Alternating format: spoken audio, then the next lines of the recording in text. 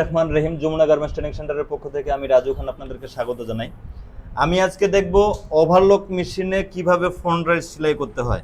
আপনি মেশিন নিয়ন্ত্রণ আছে আপনার? জি আছে। আচ্ছা, আপনি কোথা থেকে আসছেন কাজ শিখতে ভাই? কানারচর থেকে। কানাচুর থেকে।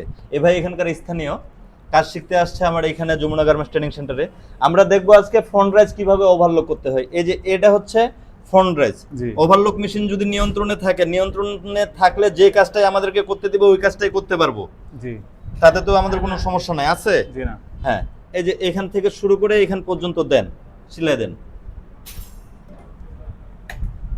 গাইড জাগান, কাপাকাপি করবেন না, হ্যাঁ, সেলাই করবেন, টানেন, ছাড়েন, গাইড ছাড়েন।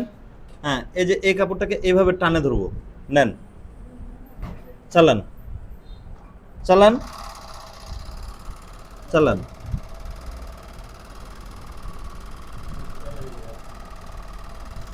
এই যে এখান থেকে এখান পর্যন্ত ওভারলোক করতে হবে, জি। বুঝতে পারছেন?